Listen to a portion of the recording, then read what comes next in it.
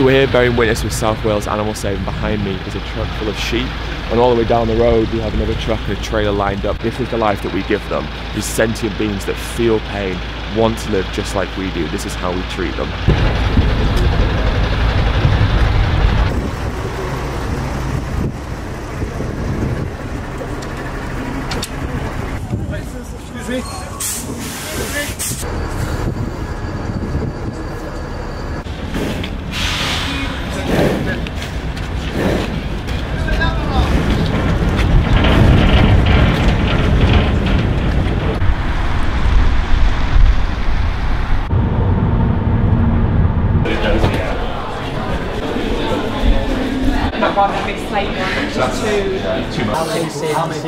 No. But it's not widely available. It's bad, isn't it? Even if these journals are publicly available. No, I'm going to watch it, I'm going to watch it. Yeah? How on earth can regular people just go and find these journals? They're not out there, are they? There's a few...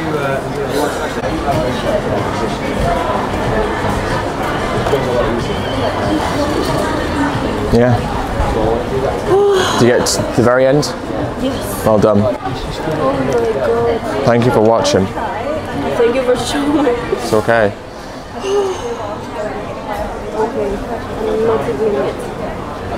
No way. Don't look at me like that. Is it what you expected, or was it worse, or? It is what I expected, but it's not the same knowing than seeing. Yeah, it is. That's not right. the same. You're absolutely right. It's different when you see it firsthand. Thank you for watching. Wow. Thank you. No, it's okay. Obviously the footage is horrible, but do you think there's a humane way to kill an animal that doesn't want to die? How do we morally justify doing these things to animals?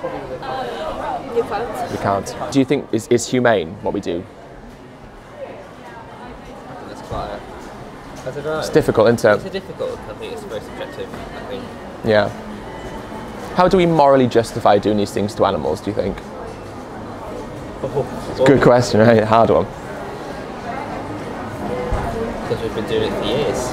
Does that make it moral? I mean, we've been killing each other for years as well, haven't we? Yeah, but I think, I don't know, because obviously I'm a meat eater, I don't really have much built up opinion on animals and such. But Yeah. What about dogs? Is it moral to eat dogs? Is that okay? no, because they're seen as a pet. But what's the difference? But would you have a cow as a pet? You just close your eyes. Yeah. Pretend you don't know. Yeah. That's right.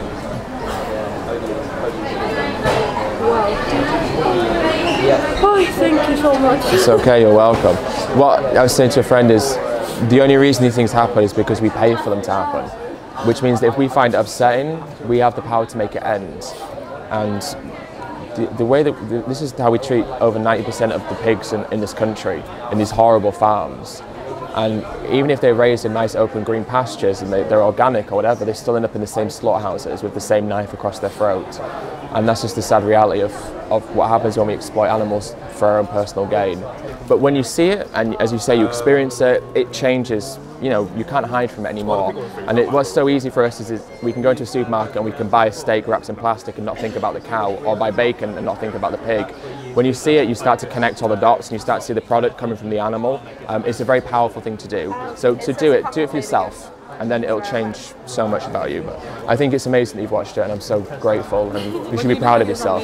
Thank you. Thank you so much for doing that. Honestly, it's our pleasure. We love some animals, like my mum, for example, loves dogs, but she doesn't understand why I would love a pig or a cow. You know, it's weird. Maybe it's just enough, like maybe not to go fully vegan, but just reduce the meat consumption. What you've got to remember by that is that the animals are still dying, and there's still a victim involved. Even if we only eat like bacon once a month, that's still an animal paying the price for that. I mean, how do we morally justify taking the life of an animal? You can't really, can you? Right. Even no matter if we do it every day or once a month, we still can't morally justify it. Should we allow culture to dictate morality? Sorry, can I film the tape? Yeah, maybe not, but I don't think, I don't think, I don't know. I've got to look at selfishly, and like, I don't, vegetables are, and things like that are really in my diet, and it's more meat. Man, but you can change that. Like you I know I can change it, but it's you know, having like chicken and beef is something which.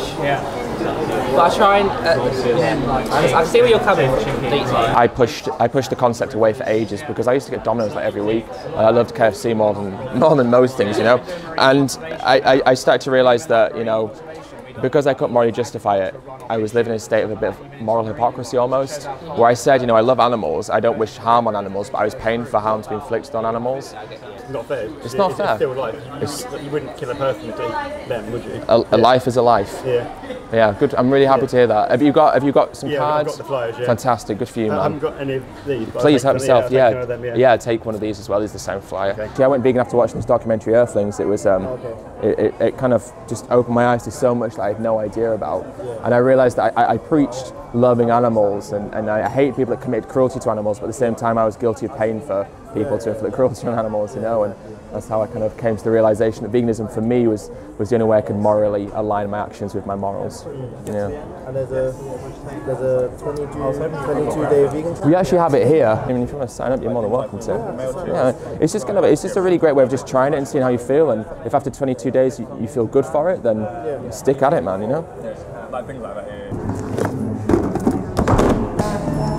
Right, we're back in just a second. Thank you.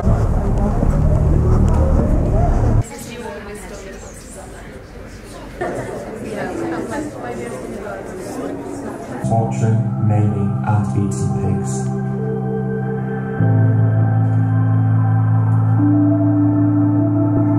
One of the methods of slaughter for pigs in the UK is the gas chamber, where groups of pigs are herded into metal cages which are then dropped into a chamber that is filled with carbon dioxide. Once inside the chamber, the pigs scream and thrash, fighting for their lives for up to 30 seconds.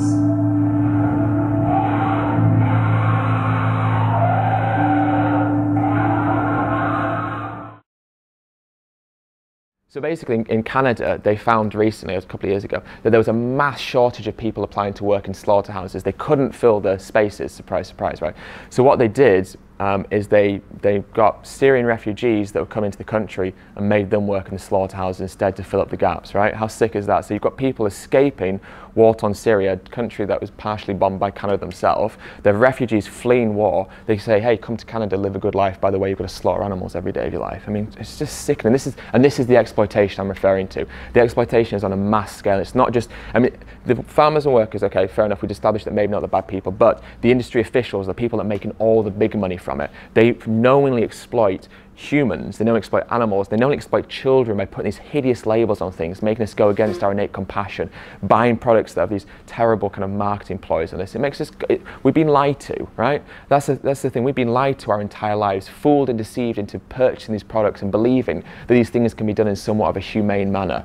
I mean, these industries have one thing in mind, and that's profit. And people say to me, oh, vegan propaganda. I say, go out, walk down the street, look at every billboard, every bus stop, every magazine, and tell me what you see. You see these pictures glamorizing flesh, glamorizing the murder of animals, and people say that when we show the reality, we're using propaganda, but we're not airbrushing this, we're not taking glossy photos. This is the candid reality of what goes on. And what we have to understand is that we are being lied to and manipulated almost every single day when we turn our TVs on, the McDonald's advert comes up.